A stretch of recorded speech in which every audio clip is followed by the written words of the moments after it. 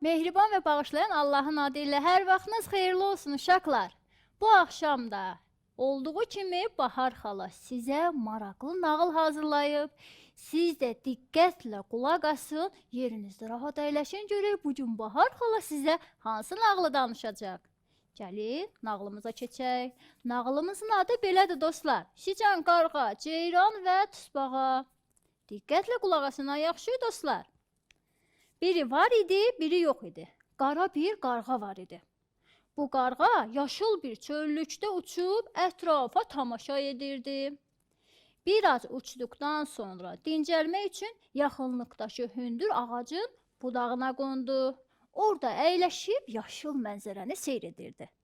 Qarğa uzaqdan əlində toru ilə gələn bir ovçu gördü. Əvvəl biraz narahat olur ki, birdən ovçu bunu tutmaq istəyər.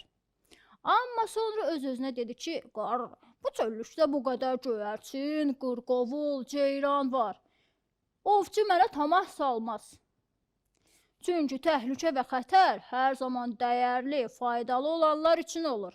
Nə qədər ki bu cür heyvanlar var, qarğalar heç kimə lazım deyil. Ovçu heç qarğaya baxmadan gəlib keçdi. Biraz kənarda öz torunu qurub ətrafına buğdadan, arpadan səpdi. Özü də aralıda kölgəliş bir yerə gedib yaşıl otların üzərində uzandı. Gözləyirdi ki, çöl quşları dənləri görüb tora düşsünlər. Qarğa gördü ki, bir dəstə göyərçin uça-uça gəlirlər. Göyərçinlər bir-biriləri ilə oynaya-oynaya havada qanad çalırdılar. Birdən aşağıda buğda dənlərini gördülər. Tez düşüb dənləri yemək istədilər. Bu göyərçinlərin başçısı təcrübəli və ağıllı idi. Onu Tuqi deyirdilər. Tuqinin boynunun qırağında gözəl ağ xətti vardı. Tuqi yoldaşlarına dedi: "Tələsməyin, biraz səbr edin. Görək ətrafda bir təhlükə yoxdur, sonra yenərik." Göyərçinlər dedi: "Biz çox acıq. Tələsib dənləri yeməsək, mümkündür ki, başqaları bizdən tez çatıb yeyərlər. Bura kimsəsiz bir biyabanlıqdır. Heç bir təhlükə olmaz." Beləliklə, hamısı aşağı indilər.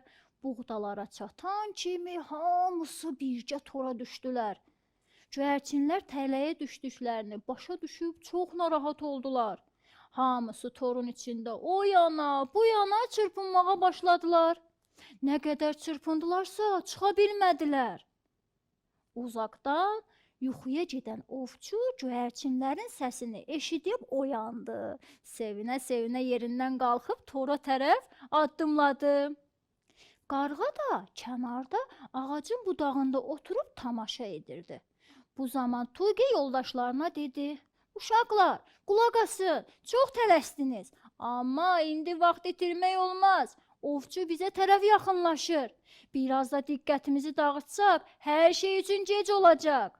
Buna görə hər özünü fikirləşməməlidir. Hər özünü fikirləşsə, heç nə əldə edə bilməyəcək. Gəlin bir olaq. Əgər aramızda birlik yaratsaq, o zaman xilas ola bilərik." Göyərçinlər dedi: "Sən nə desən biz razı, edək." Tuqi dedi: "Gəlin nə qədər ki, ovçu bizə çatmayıb, hamımız bir istiqamətdə uçaq və toru bir yerdə özümüzlə qaldıraq. Əsas odur ki, ovçunun əlindən xilas olaq. Sonra tordan çıxmağın yolunu deyərəm." Göyərçinlər razı oldular.